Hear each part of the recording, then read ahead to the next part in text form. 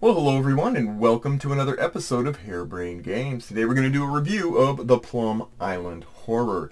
This is a game to 1 to 4 players. It's cooperative. It is you against a mass force of horrific monstrosities born of a full-scale catastrophe on the island of Plum. It's designed by Hermann Luttmann, who is known primarily for his war, military, historical simulation games, although he did do Dawn of the Zeds prior to this. But let's get into it. Let's find out what he's done. Okay, let's take a look at what comes in the Plum Island Horror. Defend and evacuate this island. First off, you get some play guides. You get the rulebook and the reference guide. The rulebook it's just a great way to learn the game real quickly. All the basic essential information is there. It doesn't cover all of the details, every single minutia of them, but it covers everything you need to do at a high level to be able to play the game. Also, we have the Plum Island Horror Reference Guide. It's not just a reference guide. It goes deeper into the components and some of the custom characters that you're going to face and confront. It gives a great game round playthrough that kind of goes over an example of play in writing. And then it has a glossary that gives you much deeper, much more like reference type of answers to what you need. And so, good stuff. And then back of both sides has core information. Then you get a variety of different tokens and components. You got damage markers, you got civilians, including VIP civilians, which are different than your regular old civilians like me. But a lot of these are used during the course of the game, and that course will be generally driven by the horrors that will confront you, oh mighty people. We got hit cubes, this is where I keep the spares when I placed things on the map. You've got this general guide that tells you all the ways you can lose, in which turn you'll wind up losing. Oh, I'm being so negative. But you'll have your tracks here. It kind of gives you like hit charts as far as when you're attacking, etc. You've got these cubes, and these biohazard cubes will go into this bag here and will cause you much chaos and grief. Red is bad, yellow is almost as bad, and in here there are some green cubes that are going to laugh at you and try to hide every time you reach in to grab them. You also have a variety of event decks and search decks and fate decks. There's only 3 decks. And so this triple-decker allotment for you will be used during the game to get victuals and certain equipment that's nice. Event cards are usually bad. They will do extraordinarily things to make your life more miserable, because that's what they do. And then we have fate cards. And these fate cards are a core component that will act as sort of a die roll on certain things at the bottom. They'll also tell what and how groups of horrors and will spawn in during the course of play. Then we have the game board, and this is massive. This is vertically arranged, so keep that in mind. A lot of people are used to sort of the side perspective being the longer side of the table goes on the longer side of the table, but I'm not doing that here because, well, I get to do what I want. You've got the areas here for all of the horror stacks, and they'll come down. In the course of the game, you can see sort of the arrows that they'll follow, certain rules to apply. Each location has something going on that's mighty. Either it be referenced in a card, or it generally has its own set of things that its skills of actions that can be taken when you're there. Each one is cleverly and fiendishly devised for naming and just flat out fun. 3 different types of terrain. You got your plain terrain. Bad to get attacked on that. You got your woods area, and you got your housed areas. Oh, damage tokens already. Wow. These will do when we do the setup. All right. So as you can see, you go down. The idea is to protect your... What is with it? Some little Oompa Loompa came in and damaged when I wasn't looking. Anyway, we will set that up shortly. There's other tokens here that you're going to see in these map to ways to get your people off the island. I also have, everyone gets a little cheat sheet as well. Lots of good stuff. Detailed, very detailed. And you get an option to play, and I'm setting up for the 4-player game. And so each person playing the game, even if you're simulating 4 of them, will have starting supplies. They'll have a token here, because that token is going to go in the bag along with several others, and each round you're going to pull tokens from the bag. So player ordering is different. Each one of these is a custom unique character that you will have in play. They have the rules as to where they start with, what their hit points are, etc. So everyone's going to get those, and they're going to get an opportunity to do a base. Like, I don't know about you, but if I ever had an apocalypse, sporting goods stores, not a bad place to be. And then you've got the four, there's 6 factions. I've chosen 4 to relay to you here. And so you've got your factions and all of their abilities, each one different. Everyone starts with some supplies. Then you have NPC units. These can be used by anybody when they take their actions. That you have quite a bit of leeway to do, but as they get added to the map, they have their own special abilities, their own health, their own ability to maneuver civilians to safety, their own hit points, their own travel, etc. And then you have the horror mutations, and these will come out as well. They will be placed, and unlike the regular, like, brainless horrors that are going to be chomping down and eating everything in their path, these are a little more nuanced. They have more, like, generally more hit points, more thought behind them. Each one has a special ability that's usually bad for you. Wild-eyed rats, murder hornets, and birds of prey. Yes, that is, yes, birds of prey is one of my, that one looks pretty frightening. Yes. Anyway, but you, in infected Sasquatch, you get the idea. And that's what we have. That's what comes in the box. Now let's set it up and run it through its paces and give you an idea of what the gameplay is like. Okay, let's give you an overview of the game, The Plum Island Horror. Now, this is not a video playthrough. This is not a how to play. I highly suggest anyone visit the Agility Snips gaming table, where the creator of the tabletop sim version of this actually goes through with incredible detail and explains both how to play, and then even does a run through of the game in progress. If you want to know full details of how to play this game, go visit that. And also you can download the rule book on the GMT website if you want to learn the rules and discover if this is for you. But that caveat aside, we're going to explain and give you an overview of the game. The object of the game is to win. You win by scoring the most no, actually you don't win by scoring the most victory points. You have to survive all the way through 3 days and 3 nights. That's right, 3 days, 3 nights, morning, afternoon, and night. And you have to survive those 3 days. When you do that, if you have not exceeded at any time the biohazard track, instant loss. If you've not created 8 overrun points, instant loss. And if you didn't save at least 26 people from inevitable death, destruction, and rebirth as a horrific monstrosity, then you will also lose. Now, you can get 27 if by doing so you go to 26, but 26 is the number you are to save, not 25, 26. And how do you do that? Well, I've seeded this game as in its starting format. Basically, each of these 4 factions has different rules about when they start. Now, of the 6 factions available, there's one that doesn't actually come out all at once at the start of the game. That faction comes out iteratively over time each round. But these all actually come out whenever they say at the start. You can go to 3C or 3E. So you can see they're numbered in columns. So you've got A, B, C, guess what comes after that? D, E, and then you've got numeric columns and alpha rows. And so you'll see that all of these have been placed. Now, normally you would place them up so that they're nice and happy. You know, no one wants to lay down on the job except maybe Ralph Norton. I mean, come on. Yeah. But I'm laying these down so that you can see the imagery a little bit better. So you can see there's a lot going on here. There's a lot. Each location has a terrain type. It has some visuals that reinforce it. And then you've got you've got your plains, you've got your forest, and you've got your building areas.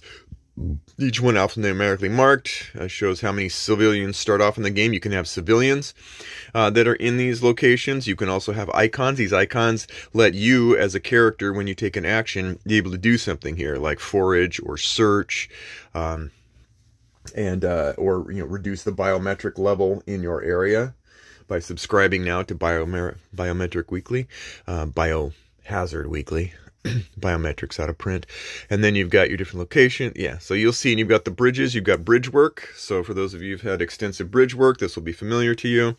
The bridges go across. When the mutants start cascading down like a pachinko party game, they're going to make choices based on branching areas as far as where they go, how they grow, etc. So there's so much here I'm not even going to begin to tell you, other than you're going to start the game in a certain state. Some of the bridges are going to be damaged. This is randomly determined at the start of the game, how the bridge work went, and how angry Hurricane Nancy attacked this poor little atoll. So then we go. So we got everything. Yep, we've got everything covered here. You've got NPCs, which they're owned by no one, but they can be controlled by anyone. Those are here, and they've got their own little special abilities. You've got shuttling civilians. Shuttling civilians is going to be a major part of the game. You've got to get these civilians out from evacuation points. There's the docks here. There's evac areas. You've got bridges here that you can get people off to safety. But that is your quest, should you choose to accept it. And if you're playing the game, you probably implicitly have.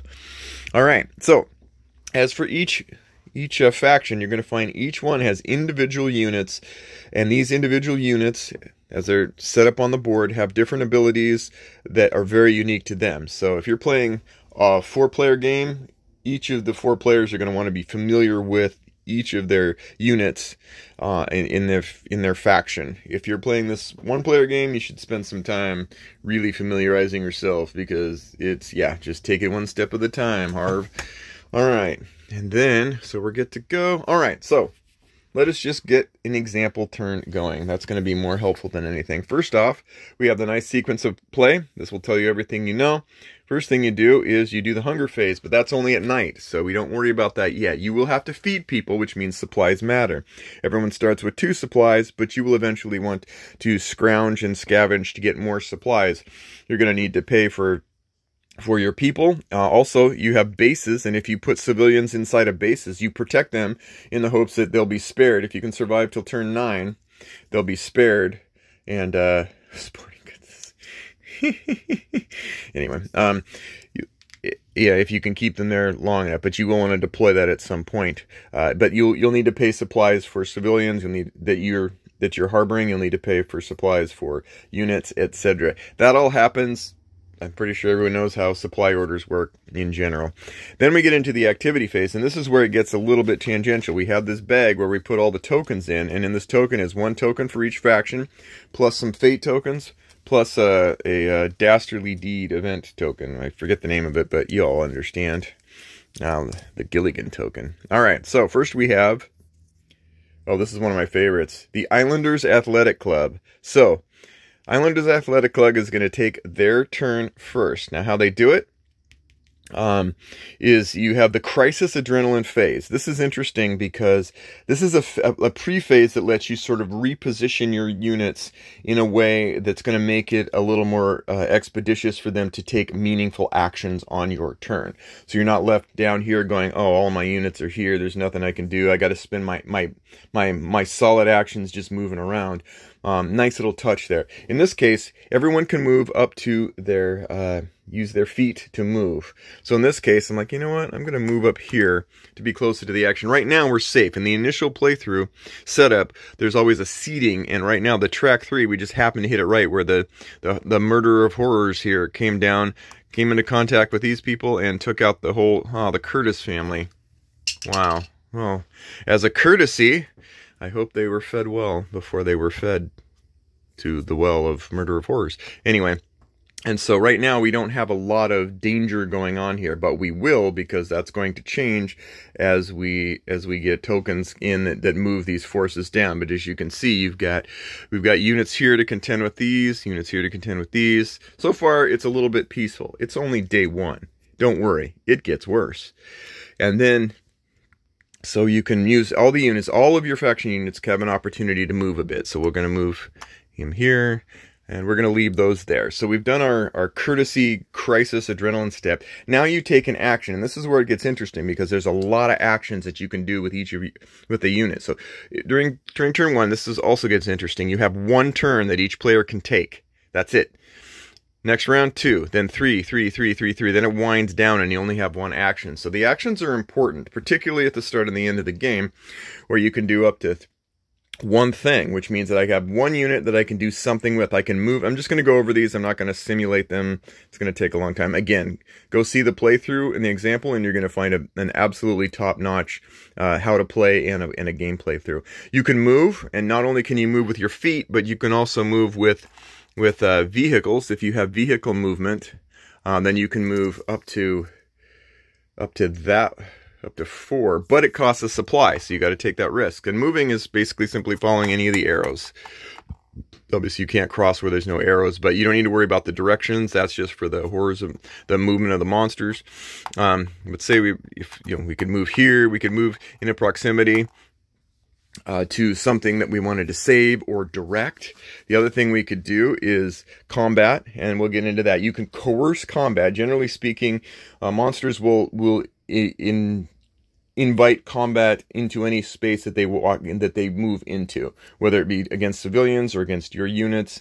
They will initiate combat. You have to actually make an action to initiate combat.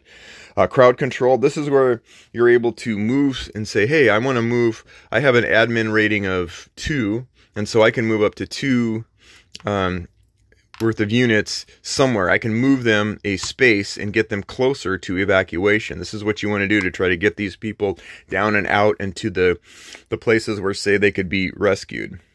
For example, you could get them to beaches if you had watercraft there. You could get them to places where they could be airlifted. All kinds of things, wonderful things happen by doing crowd control. You don't move with them, you just send them on the way. You just point and say, go do this.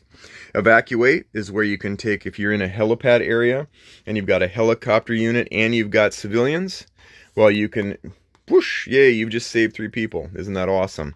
And again, these are double-sided. Sometimes you're going to need to look them up by name. I happen to really like the pictures of them, but you could go either way. You can also use special actions, and that's where, say, hey, we've got Le Plum or Mayberry. Let's see what Andy Mayberry's, not a Mayberry, not. There we go. So you can see he's got health here. He's got close combat, just to let you know, and then admin ratings. Yeah, and then bravery rating. Sorry, I did that wrong. That was, yeah, 4. I should be, yeah. So that, I mixed them up. That's the admin rating here. Will let you know that you've got 2 points, or you can send 2 people on their merry way for crowd control. And then the bravery rating, it comes in later. If you actually are attacked and die, there's a chance that you can resurrect and not die. Possible, but not likely in his case. You can also, again, use a special ability. So we found a Mayberry, and you'll see from his ability, he can give great speeches. If it's adjacent to any of its factions units, you can increase the admin and bravery ratings of those factions by 1. Never more than 5. And so that's kind of a valuable thing. You want him to be sort of at the epicenter, having him here, in proximity. Well, now you increase the admin rating, so you can get more people evacuated with him in a support role, which is kind of cool. But every character has a special ability. You want to read up and know them intimately, because they do matter, and in a game this brutal, you want them. Repairing is great. You need to repair things, and so if you went up and you would repair, disable, you can just, there's boats you can repair, there's helicopters you can repair, there's locations you can repair. And so what you do is you draw fate. Remember, we don't do die. You would draw fate 6, which would be awesome, and then you check the fate table here, which they have handily there, and look at that, working overtime. You basically did, that's an awesome thing. That is an awesome choice to repair. And so you want to repair things. If you repair the light and power, this central thing here, then power is restored. Everyone gets 5 supplies. You really need to do that. That's really gonna power you to being able to survive, particularly in later rounds when you need supplies so badly. Building a compound, again, you can place compounds in an area, and then civilians can go there. They can hide underneath. They're pretty good. They have their own set of they're pretty sturdy. They do their own close combat and whatever, so they're not a slouch. They're not a a red shirt of any kind. Use a location action. Again, if you're in a location, you can do, this is one of the great ones, you can do any of these actions. You can decontaminate, which lowers the biohazard level, which is great because as the biohazard level rise, then when you do spawn new stacks, you're going to find yourself getting larger and larger groups of stacks, which can be, yeah, you get the mega stacks. They're really, really hard to beat. Heal is simple. You've got units that can heal. If there's a heal ability on a unit, and then repositioning, this is something we'll go over in a second. And then supplies, you can trade supplies. For the most part, all of these actions, you're just gonna look at the context and make the best choice you can with those as you go along. So, for example, well, I mean, I've shown you the moves that I could do, and you're taking tokens. When this action is done, when the Islanders have finished their actions, then we go into what's called a follow action. And so in this way, the player to the left, which right now I'm just going to go counterclockwise, has an option. Do I want to do an action? I can do an action too. So it's not just one action per round. It's one action, and then all players could possibly take an action as well as the other players that are actively acting. In other words, it can compound, which you want, but there's a risk.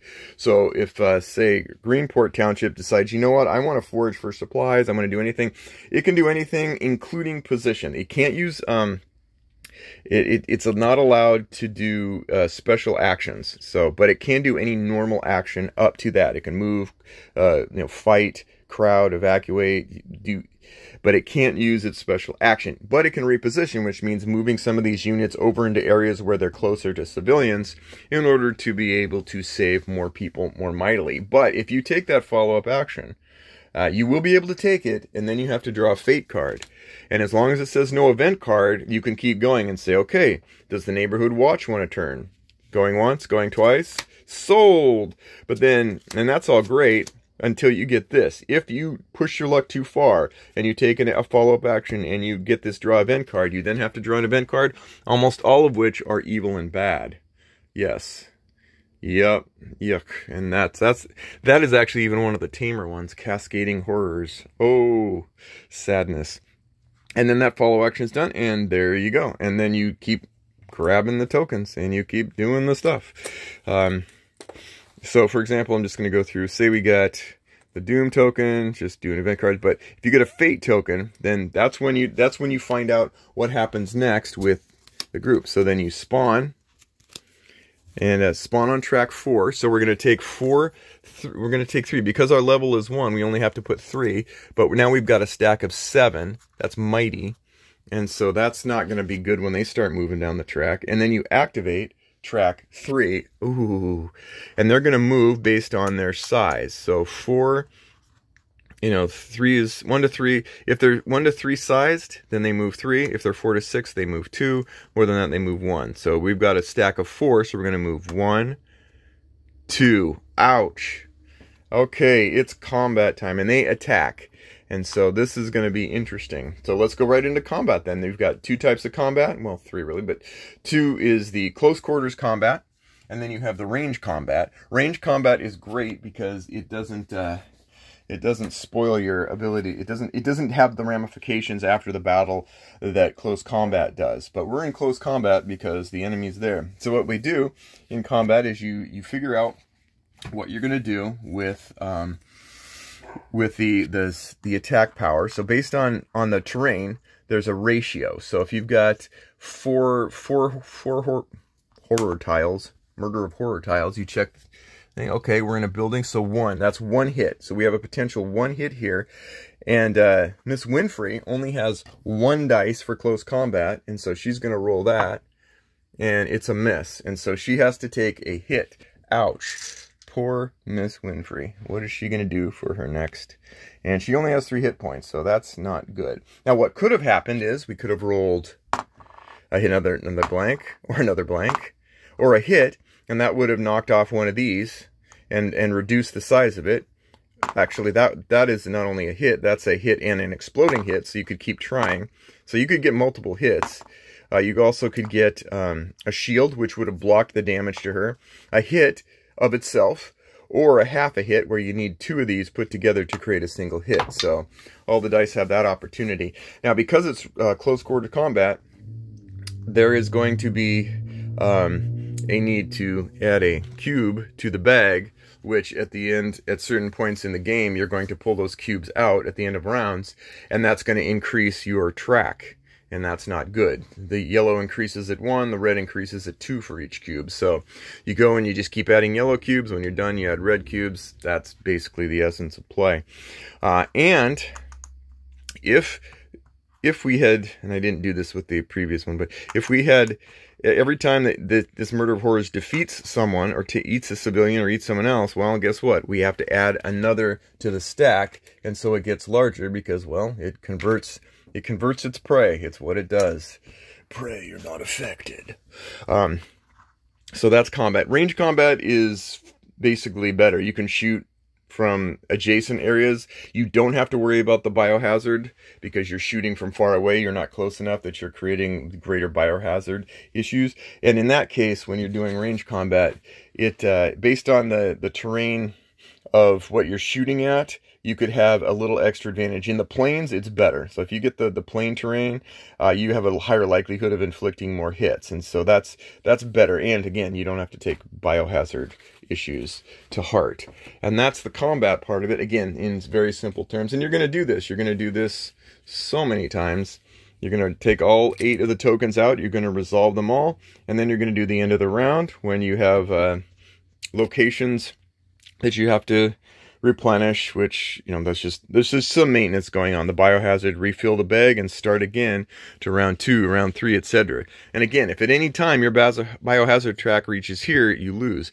Overrun points reach here, you lose. Now, overrun is interesting because as these monstrosities make their way down, if they get to a location here, that to these locations, they're going to basically inflict badness. They're going to increase your overrun values, and so you have to be very, very careful that you don't. Like if they take over these, then it's considered an overrun. And I mean, Great South Bay Bridge, you do not want to lose that. That is a horrible thing to lose. That's mostly sets you up to be overrun and lose the game. But then again, you're going to lose the game a lot, so just, you know, go get used to it. And that's the game, in essence. Pretty much you're going to go. As the game goes by, you're going to see more of these stacks growing. There are going to be more of them coming down. You have some predictability in what's coming, or potential for what could be coming down as these are growing and finding their way to different places, taking out civilians. Meanwhile, you're in there trying to move civilians. There's so much going on here, and there's so many unique and clever and creative things that you can do and utilize. We didn't even talk about NPC units. You could make a choice to use them.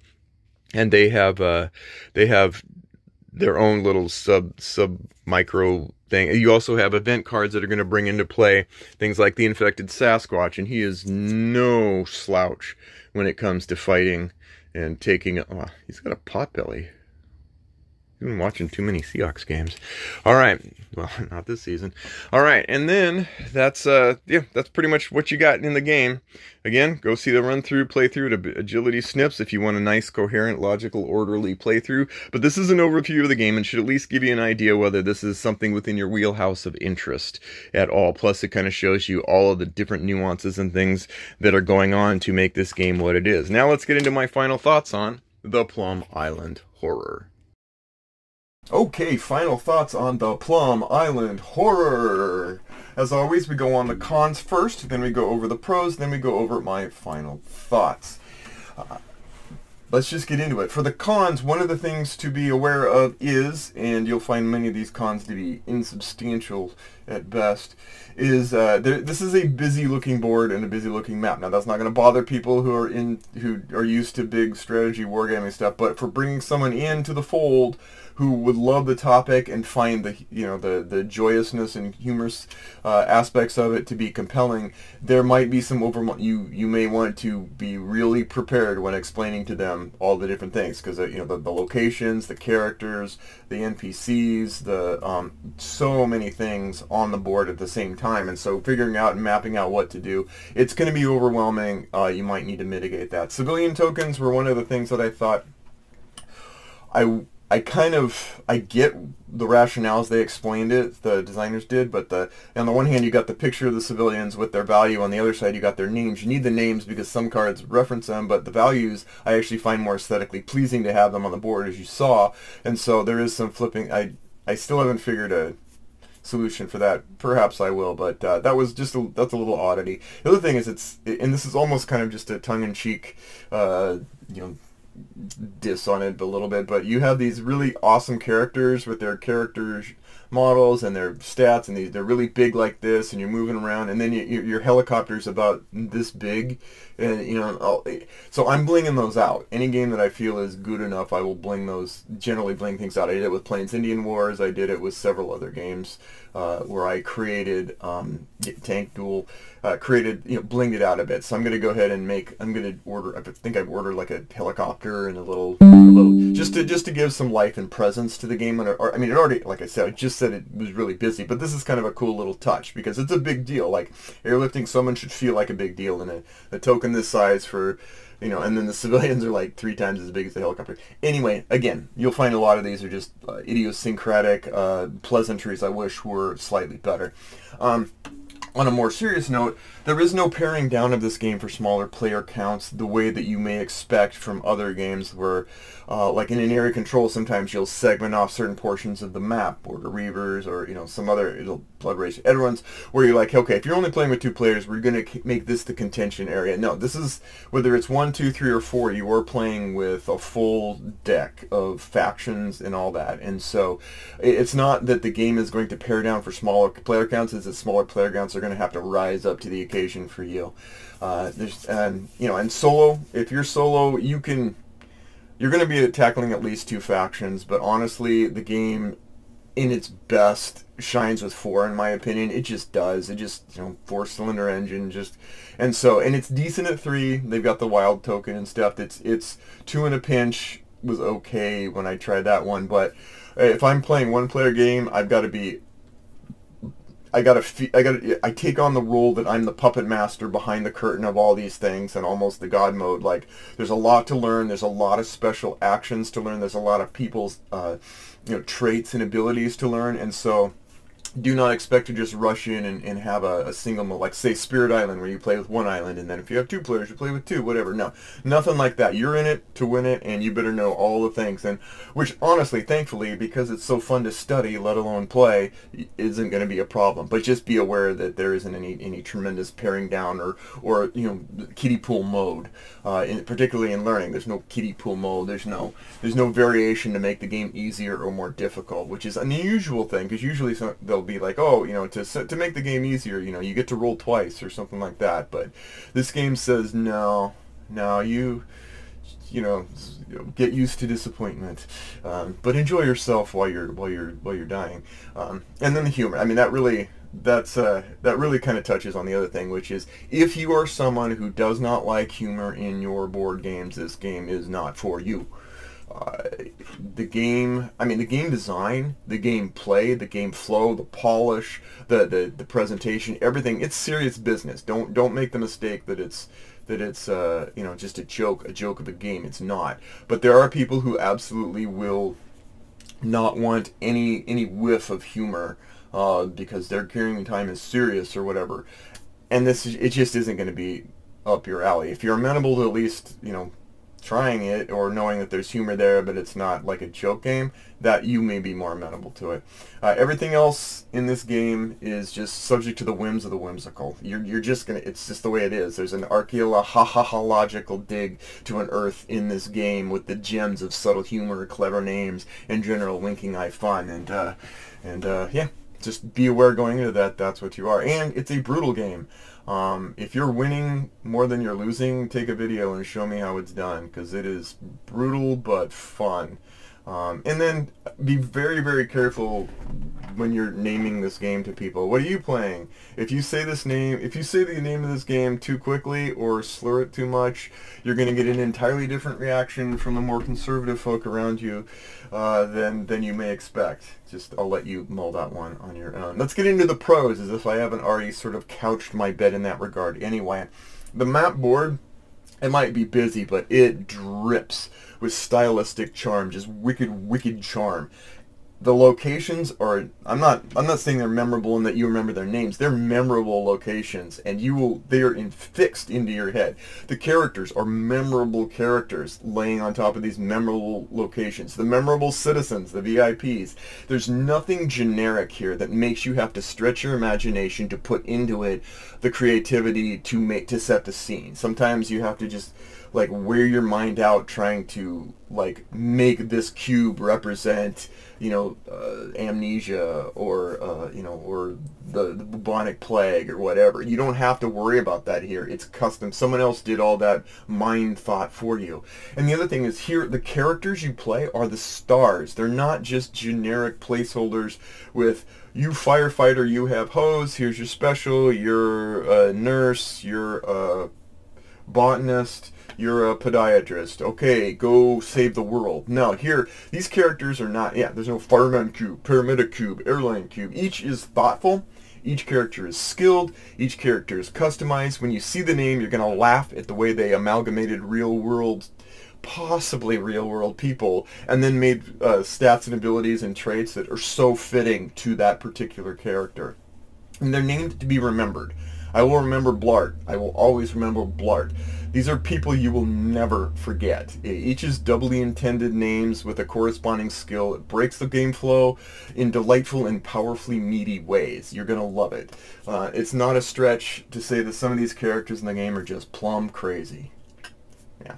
Anyway, the other thing is there's so many choices, and each choice has gravity. It is a delightful trade-off. You are going to want to do certain things in certain areas contextually, but they're not just as simple as move, pat, move, shoot, move, shoot. You've got move, shoot, you've got, go this way, go that direction, move here, set up shop here, build here, use my special action. It's just great. The other thing I think is brilliant is this precursory crisis move that you get before you get your action. And that is a nice a prequel of it's a brilliant way to solve a long-running problem, which is that in many games when you're playing and you're trying to like control or push away or eliminate on a board, you will find yourself in situations where you are far away from the action and you feel like you have to take a dud turn, or there's a dud time that you have to go through to go like, well, I didn't get in, this turn I'm just trying to get where I can be useful. The precursory thing, this crisis move ahead of time that you can do, it's subtle. It's not like you get a whole big action and then your action, but it is powerful enough to go move yourself, jockey your forces where you're going to have the best chance. You still might wind up in a situation you don't get to do what you really thought would be most effective, but you'll get closer to being somewhere where you can make an impact when your time for that action comes. It is freaking brilliant. It makes the large board navigable without being just like, oh, just move anywhere, and removing that restriction. It's a boost towards the action without having to devote your precious action towards that mundane activity. You want your actions to be exciting. You want them to be cinematic. You want to feel like they're purposeful, necessary, critical needs when you take those main actions, the 1, 2, or 3 of your turns. You want to feel like you're going to be able to paradrop your choice into an important location like a hero, and this allows you to be in that position more often than not.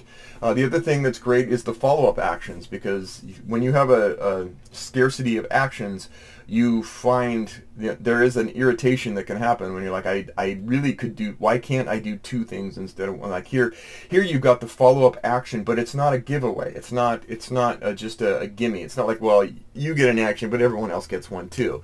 No, you have a risk and reward factor here. It explodes the potential actions while ensuring that no matter what, you get a baseline of action. So you're going to, on your turn in the bag draw, get an action. You can count on it. You can take it to the bank.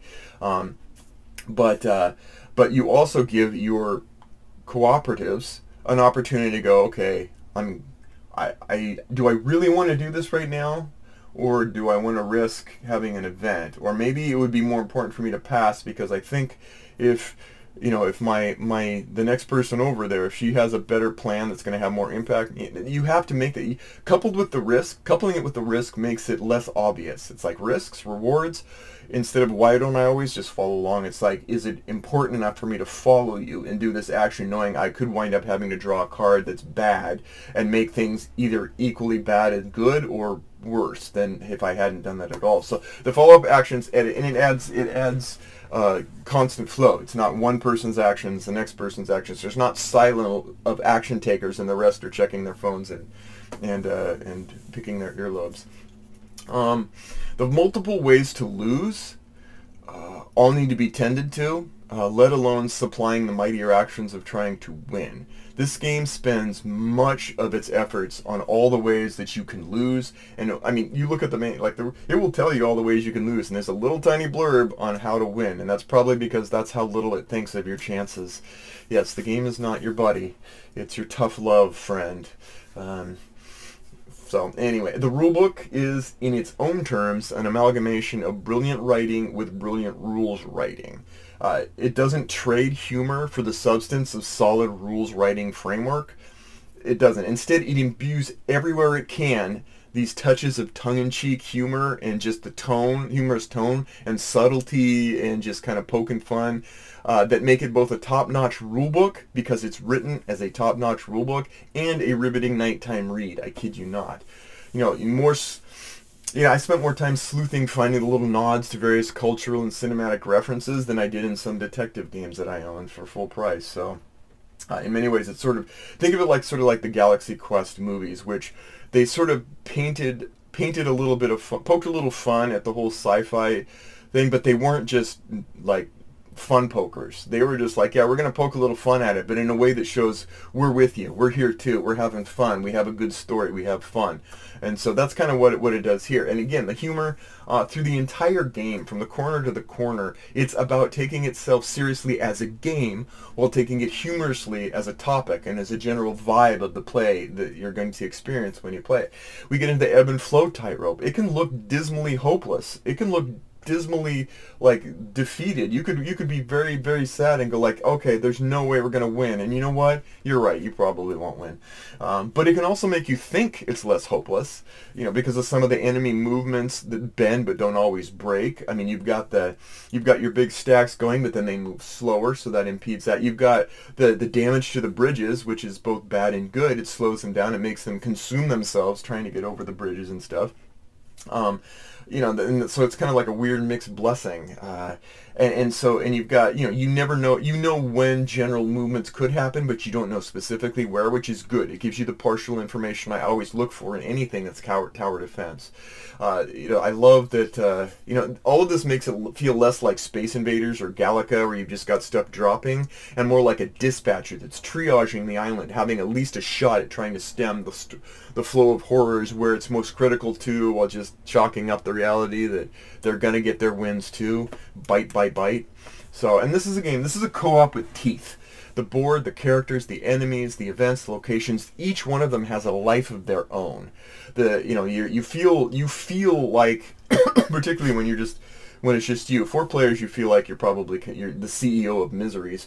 But in this case, when you're playing, you've got your faction. They're your team of experts, the ones that tell you that dental floss is better for you than salty toothpicks or whatever. But this team of specialist vibe runs through. You feel like you've got this little XCOM or Jagged Alliance crew that you take with you, that you care about, that matter, that isn't just a yellow cube because you have the blue cubes, because you always want the purple cubes.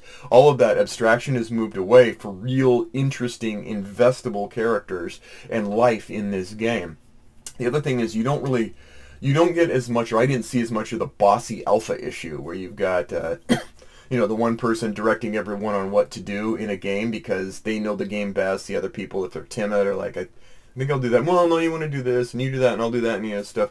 Here, that can happen, I suppose, but there's so much. You'd have to have a real expert and a real bossy expert to do that. Because honestly, like, you do what you want. The boss can do a follow-up. They can do their own darn thing in a follow-up action instead of hovering over you like an ill-fitting parka, micro-solving your every move. And so that's good. I like it. So anyway, final thoughts. Plum Island Horror. I didn't play Dawn of Zed, so again, those of you who want to have a comparison, someone else will have to provide that for you, and I wish them well. I think hopefully someone can do a comparison that's going to give you information, because generally speaking, I historically hate zombie games. I have no interest. I don't like the Cthulhu much, except there's one exception, Australia. I don't like the zombie, the War of Mine, the not, you know, the Walking Dead. Those, I know they're popular. I've got friends who binge watch them like way more than I would expect, but I just don't. And so the only clear desire that when I saw this, I'm like, okay, I know the designer, love his designs, and this looks kind of campy. It doesn't look totally like just ghoulish. And so the only desire to keep me trying this was that it kept the mood light enough, but with the tensions of a classic old-time sort of like Mystery Science Theater 3000 mockable horror aspect that drew me in. But once it drew me in, I was hooked. This is a game like no other. What does it do well? Well, the pandemic games, again, not only do I not like zombie games, I'm not a huge fan of pandemic clones or co-op games that don't have some meat to them, because they always end up playing a game of mine called How Well Do You Mask the Cube? And by that I mean, how well do you make the game feel like you're doing more than what you really are doing, which is just adding, removing, or moving cubes. Which, again, I was done with after the second or third game of Pandemic. People have done metagames on top of that essence, or they've come up with variations here and there. None of them have really stopped the idea of here is the essence of what you're doing. This one feels more like almost like a State of Siege-ish kind of game than a flat-out clone, and it's not. I mean, it's in some ways it's the second game that GMT has done in recent years that have addressed that sort of thing. Banish the Snakes, for example, brought depth by simplicity, and in a way that had sort of a phasing system, all that basically took a really simple idea but made it interesting enough for multiple plays that it wasn't just feeling like a Pandemic clone. Plum Horror gives us depth by breadth, by giving us a charcuterie tray of options and people and places and things that are both charming and wicked to have to contend with, so that I never felt like I was just moving or shuttling or shuffling. I really felt like I was in the moment with this game, and that's a great statement for any game, let alone one that usually comes off of a premise or, you know, cooperative pandemic-like play that I haven't historically been in favor of. You know, and this is not a game that just this isn't a number crunching, cube pushing game. To really hope to win, you must survey the wondrous crossing patterns of the map and the board of this game to really understand what to do and how to contend well with the various situations. And you get a lot of tools in your arsenal. Again, it evokes sort of the humor, charm vibes of, say, XCOM Apocalypse. We all know XCOM, the new ones and the old ones, but there was one in the middle, XCOM Apocalypse, that sort of took almost the same kind of, and it wasn't well received as much, a whimsical kind of approach to this sort of game. In Fallout 4 with the same thing. You got the charming music atop this horrible, you know, this horrible dystopian post-apocalyptic thing, and they mesh well together. Plum Island Horror meshes well in that same regard. So when you know in your mind that you can tell by a location, just by the name of a location, you can describe it and you can see it in your head, or a character and you can describe it and see them in your head, you know you're being treated to a world as imaginative as it is fun. This was clearly a lovingly labored effort done by someone who wanted to step away from his expertise of his existing historical expertise into a new and wackier expertise. And you know, you don't need a degree in advanced hermeneutics to know that this was a top-notch entry into his already top-notch arsenal of games that I've enjoyed. He's not the only one that has done a historical simulations pivot over to fun, frolicky fare successfully, but it is cool to see. I mean, if Tom Clancy had pivoted to writing a Monty Python skit and brought along with him all of his toolbox of skills, that's what it would be like. If Beethoven took a break to write a Weird Al song and his expertise atop the Alness shone just as brightly, that's what we're seeing here. And again, but let's get more real world. If Vlada Chavatil, who did Mage Knight, this complex dungeon crawling game, then brought us Tash Kalar, you know, it happens. And I think it's in some ways, I wonder if it's a relief to kind of make games like this, because no one's going to complain that, you know, anyone who knows anyone who was there at noon on day 2 of the uprising in Plum Island, the 42nd Horror Division fighting on the outskirts of Piggly Wiggly Bay fought with olive green bandanas, but the game has rendered them in mauve. This game is broken. I'm sure that you don't have to worry about that when you do a fictitious game about a fictitious island. It is fictitious, right? And I enjoyed it as much as I suspect the designers enjoyed it too. So, final sum, as I cough my way to greatness, Plum Island Horror is a mischievous masterpiece of the macabre you won't want to mothball anytime soon. I highly, highly recommend it. Give yourself some time and a lot of table space and enjoy the heck out of it the way I have. Thanks again, and we'll see you next time on Harebrained Games.